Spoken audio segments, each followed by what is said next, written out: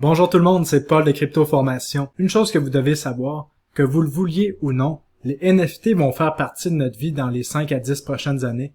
Et vous allez comprendre pourquoi en écoutant la vidéo, parce que je vais vous expliquer c'est quoi un NFT, quelles sont les catégories de NFT. Vous allez voir qu'il y a des dizaines d'applications et même dans des domaines qu'on n'aurait même pas pensé. Ça va révolutionner probablement la finance décentralisée, le domaine de l'immobilier, tout ce qui est probablement des actes notariés, des œuvres d'art, des pièces de collection. Donc vraiment, ça vaut la peine d'écouter cette vidéo-là. Et en plus, la bonne nouvelle, c'est que je vais vous parler des projets NFT, un endroit que je pense que ça peut potentiellement être un bon moment pour en accumuler, parce qu'on a vu une micro-bulle des NFT qui s'est fait au mois de mars, tout le monde parlait des NFT, mais là, on a eu un crash, les gros projets de NFT ont crashé de prix entre 60 et 95% de leur all-time high. Donc, on a une opportunité d'achat probablement extraordinaire sur les meilleurs projets. Je vais vous expliquer ma méthodologie pour choisir les projets aussi, c'est très important. Et à la fin de la vidéo, je vous fais un top 3 de mes projets de NFT préférés. Donc, si la vidéo vous intéresse, s'il vous plaît, mettez un like, abonnez-vous à la chaîne parce que du contenu comme ça, il y en a toujours. Et je voulais remercier les gens qui ont fait des contributions volontaires via PayPal. Là, vraiment, merci beaucoup, j'apprécie vraiment. Et je le dirai jamais assez, là, ça vient vraiment du cœur. Merci encore. Et aussi rappelez-vous que je ne suis pas conseiller financier, donc prenez la responsabilité de vos achats et de vos ventes de crypto-monnaies, c'est bien important. Donc maintenant, lançons-nous dans l'univers des NFT. Premièrement, qu'est-ce que c'est un NFT? C'est un Non-Fungible Token. Qu'est-ce que ça veut dire? En fait, c'est un token, vous l'avez compris, qui est non fongible. Fongible, qu'est-ce que ça veut dire? Vous le voyez ici, on a la description, donc c'est des choses qui peuvent être remplacées par des choses de même nature, de la même qualité et de la même quantité. Par exemple, de l'argent comptant. Par exemple, un bitcoin, il y en a en ce moment 18,7 millions sur le marché. Des bitcoins, c'est fongible parce qu'un bitcoin, par exemple, j'ai un bitcoin, je vous échange contre votre bitcoin, c'est la même chose, ça représente la même chose, ça représente un actif qui est un petit peu comme de l'or digital. C'est fongible. Les tokens non fongibles, donc les NFT, c'est des tokens qui représente quelque chose d'unique. Par exemple, ça peut être une pièce de collection, de l'immobilier, des droits d'auteur, une action à la bourse, ça peut être vraiment beaucoup de choses. En 2021, on a vu une explosion des NFT, mais c'est vraiment pas un concept nouveau. Qu'est-ce qu'il faut comprendre dans l'investissement? C'est qu'il faut investir dans les choses qui ont du hype, que les gens trouvent excitantes. Parce que les NFT, ça existe depuis bien longtemps. Ça existait en 2017, il y en avait des NFT sur Ethereum. Ça existait même en 2014 où on a vu les Colored Coins qui étaient en fait comme les premiers NFT qui étaient sur la blockchain de Bitcoin. Donc les Colored Coins permettaient de assigner par exemple à un Bitcoin un code qui par exemple était votre auto, une auto de collection, était une maison et ça permettait vraiment de faire des tokens déjà non fongibles sur la blockchain de Bitcoin. Donc Colored Coin qui a vu le jour en 2014, donc c'est rien de nouveau. En 2017, il y avait plusieurs projets d'NFT qui ont mené à rien, mais le hype des NFT, c'est maintenant, c'est en 2021, donc c'est maintenant qu'il faut s'y intéresser. En plus de ça, si on va sur CoinGecko, on va voir le top 100 des NFT par market cap. On les voit ici. Donc, je vais vous expliquer ma méthodologie par rapport à tout ce qui est les NFT. Donc, moi, ce qui m'intéresse en ce moment pour les NFT, c'est pas vraiment les NFT en tant que tels. Donc, je vais pas commencer à chercher les artistes qui ont le plus de potentiel pour des œuvres d'art digitales. Je vais pas commencer à rechercher spécifiquement. Par exemple, comme vous voyez ici, l'artiste ici, Made in LA, j'ai aucune idée c'est qui. Et ça, de se mettre à rechercher les artistes spécifiquement pour voir s'il y a un potentiel, c'est pas dans ma niche. Moi, qu'est-ce que je connais en tant qu'investisseur, c'est les projets tokenisés. Donc, qu'est-ce qui va m'intéresser? C'est les projets qu'on voit ici, là, comme Theta Network, Engine, Coin, Chiliz. Le genre de projet qu'on peut retrouver et qu'on peut investir facilement, que en fait, leur projet, c'est de créer des tokens non fongibles. Mais moi, ce qui m'intéresse, ça va être d'investir dans les compagnies qui permettent qu'on crée des tokens non fongibles.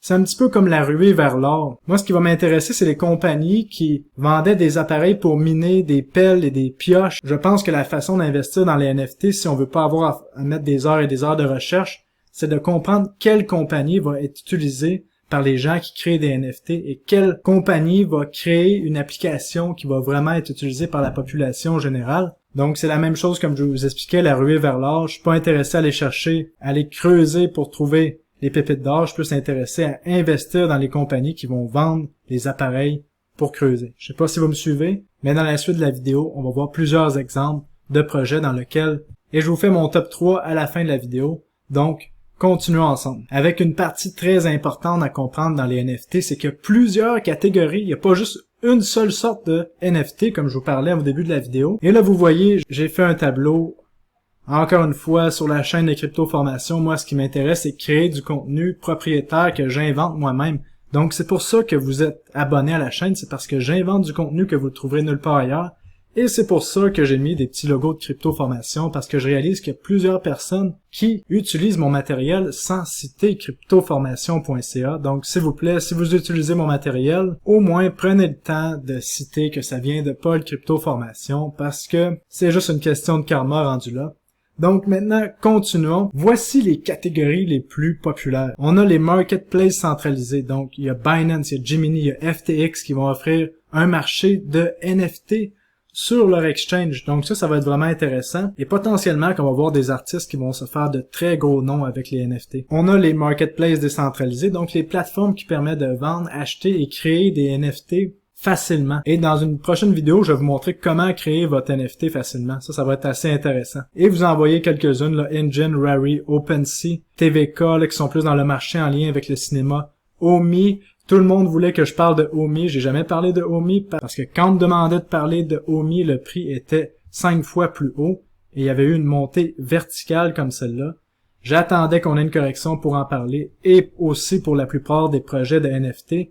Il fallait attendre la correction avant d'en parler, sinon c'était d'amener tout mon auditoire vers l'abattoir et ça c'est vraiment pas quelque chose qui m'intéresse. Moi je veux qu'ensemble on fasse des profits. Donc Omi qui est aussi dans la catégorie des marketplaces décentralisés comme on voit ici avec leur application VV. Sinon au début de la vidéo on était sur Rarible qui est un des pionniers dans les marketplaces de NFT, là, vraiment intéressant. Comme vous voyez c'est super facile d'acheter des NFT. Par contre, c'est en Ethereum, donc les frais de réseau sont assez élevés pour en acheter. Mais c'est intéressant. On a une des catégories les plus excitantes ici. C'est dans la finance décentralisée. Des NFT qui pourront être utilisés comme collatéral de vos prêts sur Aave. Ça s'en vient très bientôt. Aave, vous connaissez, c'est une de mes cryptos préférées. Et en plus de ça, Aave vont permettre de tokeniser les prêts. Donc, chaque prêt va être un NFT qui va pouvoir être revendu par la suite. Ça, c'est quelque chose qui s'en vient sur Aave, donc vraiment intéressant pour la finance décentralisée. Si on continue dans les catégories, on a UOS pour le gaming, qui va permettre aux gamers d'avoir des revenus en gamant finalement, et ce qui va amener aussi à Theta Network, bien sûr. On a les NFT dans le sport, ça c'est vraiment intéressant. On a vu l'application Chiliz ici, qui permettait d'acheter des tokens fans pour certaines équipes de football, comme vous appelez là en France. Ou de soccer comme on appelle en français ici, au Québec, bien sûr. Et en passant, les gens qui trouvent mon accent agréable à entendre, ben je vous remercie beaucoup de me le dire, parce que c'est vrai qu'on retrouve pas beaucoup de Québécois sur YouTube qui font des vidéos sur les crypto-monnaies. Et un autre point vraiment intéressant, c'est on a vu des NFT qui vont finir par remplacer les fameuses cartes de hockey, de football, de basketball qu'on voyait. Le NFT avec NBA Top Shot vous permet d'acheter des moments comme vous voyez ici. Donc vous possédez ce moment-là sur la blockchain avec un token unique. Donc vraiment intéressant. Ce qui s'en vient, là, la façon de collectionner va complètement être transformée. Avant on parlait de cartes, maintenant on va pouvoir collectionner des vidéos qui vont être uniques. Et pas mal d'autres choses aussi. Si on continue, on a les NFT au niveau de l'art et de la mode. Comme on voit ici, Luxo, qui a été créé par un des créateurs du token ERC20 sur Ethereum. Et si on va voir leur magnifique site web, là, on voit vraiment que le côté fashion, ils ont compris comment ça marchait. Ça va permettre d'acheter des NFT pour des avatars virtuels, par exemple, qui vont représenter une sacoche avec un nom de qualité ou des souliers Nike de collection. Donc vraiment, c'est ça qui s'en vient avec Luxo. C'est quand même très intéressant. Et probablement qu'il y a plusieurs NFT qui vont se vendre une fortune à travers cet écosystème-là. On a aussi Burn Finance qui est sur la blockchain de Solana pour les œuvres d'art digitales. Ils ont été les premiers à faire ça. Ils ont brûlé un tableau de Banksy et l'ont tokenisé. Donc, il y a quelqu'un qui a acheté ce tableau-là pour plus de 100 000 $, si je me souviens bien. En fait, acheté le token, pas vraiment le tableau, parce que le tableau a été brûlé, comme vous voyez ici. Donc, assez nouveau ce qu'on voit ici. Est-ce qu'on va se mettre à brûler de plus en plus d'œuvres d'art? J'espère que non, mais quand même intéressant comme concept. On a les plateformes pour développeurs qui sont les plus grosses. On parle de Flow, là, vraiment un petit spoiler ici. Flow va se retrouver dans mon top 3 des crypto-monnaies. On va en parler un petit peu plus tard, plus en détail. Les NFT dans la catégorie des médias, les vidéos, la réalité virtuelle, on parle de Theta Network, bien sûr, et de Senso. On va en parler un petit peu plus tard aussi. On parle des abonnements tokenisés à une personne. Ça, c'est vraiment nouveau avec le projet qu'on voit ici, Fioz, qui permet de créer un token que les gens achètent pour s'abonner à vous. Comme on voit ici des gens qui ont créé des tokens. Et les gens qui ont des tokens vous donnent des privilèges, comme on va aller voir ici, My Inspire Project, parce que ça m'inspire. Donc, vous voyez ici un gros market cap de 283 $. Donc, vous voyez, l'application est pas vraiment utilisée, mais vous voyez le potentiel que ça peut avoir là, de s'abonner à des gens. Et le token vous donne ces bénéfices-là, donc des previews exclusifs, de joindre la liste VIP. Ce qui est vraiment intéressant, c'est que ça ouvre la porte à vraiment des nouveaux concepts qu'on n'aurait jamais pensé. Et si on continue, bien sûr, on a l'industrie pour adultes. J'aurais jamais pensé de parler de ça sur ma chaîne avec le bon vieux Elon Musk qui a mis sur la carte comme Rocket avec son tweet. Et on a une nouvelle ICO qui va sortir avec Rare Porn que, étrangement, je pense qu'il y a vraiment beaucoup de profit à faire avec ça parce que les acteurs et les actrices dans le domaine de l'industrie pour adultes sont comme vus comme des superstars par plusieurs et plusieurs personnes qui seraient prêtes à payer des fortunes pour avoir un NFT qui permet d'avoir des petits spécials au niveau de leur actrice préférée.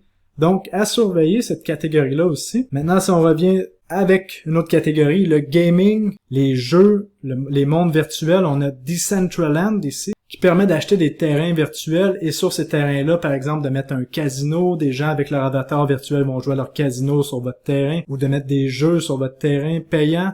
On voit que c'est de plus en plus adopté, il y a même des grosses compagnies qui investissent là-dedans. D'ailleurs, le token Mana est listé sur Grayscale, qu'est-ce qui est pas rien après tout. Par contre, au niveau d'utilisation, quand on regarde ça, Mana est pas vraiment utilisé là, en tant que tel au niveau du nombre d'utilisateurs par jour. On a le même principe ici avec Sandbox qui permet d'acheter aussi des terrains virtuels comme vous voyez ici et de faire des événements dessus. Là, regardez la map, comment qu'elle est grosse, si je recule un petit peu.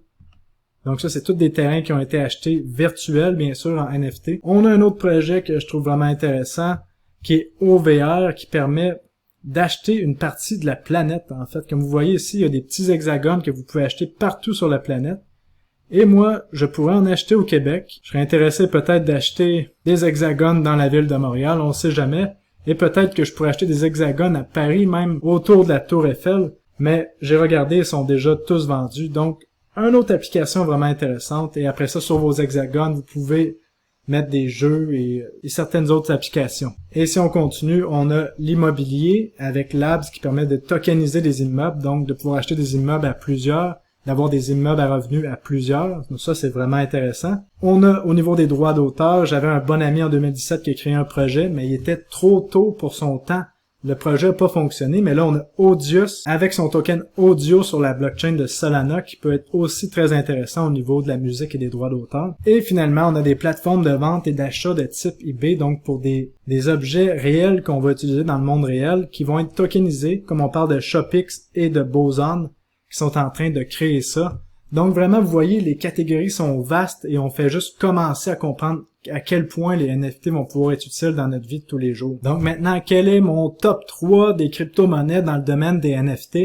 Je vous en parle maintenant. Rappelez-vous que si je vous en parle, ça veut pas dire qu'il faut acheter maintenant. Ça veut juste dire qu'il faut le mettre dans votre radar, dans votre tête et le surveiller, faire vos recherches et si ça vous intéresse, mais après, libre à vous de l'acheter. Donc, en troisième position, on a ici Flow. Je vous explique pourquoi. Flow qui a une croissance assez importante pendant l'année 2021. Si on regarde ici, qui a passé là de 6 $ jusqu'à un sommet de presque 40 $. Et là, on est revenu autour des 12 $. Donc, 70% de perte depuis son sommet historique. Donc, potentiellement, pour ma part, un bon moment pour commencer à accumuler du Flow. Donc, Flow qui vient de la compagnie Dapper Labs qu'on voit ici.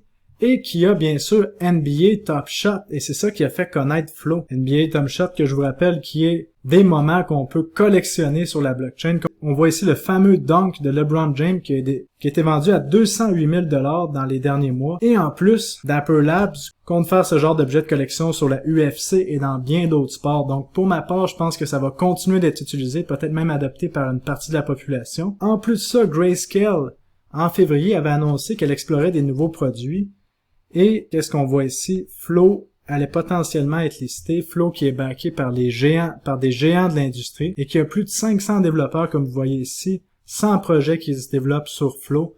Donc vraiment, pour ma part, j'ajoute à mon portefeuille. Maintenant, en deuxième position, on a bien sûr, vous l'aurez deviné, Theta Network et son token T-Fuel qui sert à alimenter le réseau Theta et à rémunérer les gens qui opèrent dans le réseau. Donc Theta qui va avoir son mainnet 3.0 là, qui sort le 30 juin et ça va permettre d'ouvrir leur NFT Marketplace. Donc ça va permettre vraiment plusieurs choses. Je sais pas encore la portée du marketplace de NFT que Theta va avoir, mais qu'est-ce que je sais, c'est que ça coûte environ 1000 à 10 000 fois moins cher faire des transactions sur le réseau Theta que celui d'Ethereum. En plus de ça, avec Theta TV, l'application qui est déjà live qu'on voit ici, qui permet de faire du streaming de haute qualité en temps réel avec un coût très faible de bande passante, ça va permettre aux gamers de pouvoir peut-être créer des NFT pour qu'on puisse prendre des abonnements, peut-être même prendre des séquences vidéo, les mettre en NFT. Par exemple, quand on va voir la fusée de Elon Musk partir avec un Dogecoin dessus, peut-être que ce moment-là va devenir un NFT qui va être à vendre sur Theta Network, parce qu'on sait que Theta Network a déjà streamé pour la NASA, est en train de streamer aussi pour le plus gros tournoi de poker de l'année. Donc vraiment, qu'est-ce qui va arriver avec la plateforme de NFT de Theta? Je pense que les possibilités sont déjà au-delà de notre compréhension. Mais je pense que ça va être vraiment quelque chose qui va être utilisé réellement par une partie de la population. Donc vraiment intéressant. Maintenant, une petite place d'honneur là, pour Rarible qu'on voit ici. Pas nécessairement un token que je compte acheter, mais vraiment l'application est vraiment facile à utiliser, puis je la trouve très intéressante là, comme marché décentralisé qui est ouvert à n'importe qui. En plus, on peut facilement créer des NFT sur l'application. Leur token en ce moment est à 7,95, market cap de 32 millions. Et si on regarde ça, le token a déjà monté à plus de 44 $. Je serais pas surpris qu'à la fin du bull run, on le voit plus haut. Mais pour l'instant, je ne suis pas acheteur parce que la charte ne me convient pas. Mais éventuellement, si je vois que Rarible commence à avoir une formation de bottom, potentiellement que j'en accumulerai un petit peu pour la suite des choses. Maintenant, mon numéro 1, eh ben, le token n'est pas encore sorti. Je sais pas s'il va jamais sortir. Mais mon numéro 1 que j'achèterais sans hésiter, c'est si je voyais un jeu vidéo qui créerait un monde comme on voit dans Ready Player One, où est-ce que des NFT peuvent s'échanger. Par exemple, j'achète une arme, je peux l'utiliser dans le jeu, le vendre à d'autres personnes sur le jeu. Et ce jeu-là serait mondial en réalité virtuelle, comme on voit dans Ready Player One. Si je vois ça arriver, je vais acheter de leur token. Donc ce serait vraiment l'innovation numéro 1 que je pense dans les NFT. Et ça passerait par le gaming. Mais là, on est rendu encore loin de... Parce que la réalité virtuelle et le streaming sont pas rendus au point qu'on puisse tous interagir dans un jeu en même temps et acheter des items. Mais j'imagine que dans les 10 prochaines années, on va voir ce genre de jeu-là sur le marché. Donc, ce serait mon numéro 1. Mais pour l'instant, je vais devoir me contenter de Theta et de Flow. Donc, j'espère que la vidéo vous a plu. Vous l'avez ici, le grand tour d'horizon général des NFT. Prenez le temps de faire vos recherches là-dessus, ça vaut vraiment la peine parce qu'il y a des possibilités infinies qui s'en viennent. Donc, si vous avez aimé la vidéo, s'il vous plaît, mettez un like sur la vidéo. Abonnez-vous à la chaîne, s'il vous plaît. Si vous êtes intéressé à de la formation de base ou de trading, allez voir mon site web cryptoformation.ca. Si vous voulez rejoindre la communauté de guerriers sur Telegram, les liens sont dans la description de la vidéo ci-bas. Donc, voilà pour aujourd'hui. Je vous dis à la prochaine. Salut!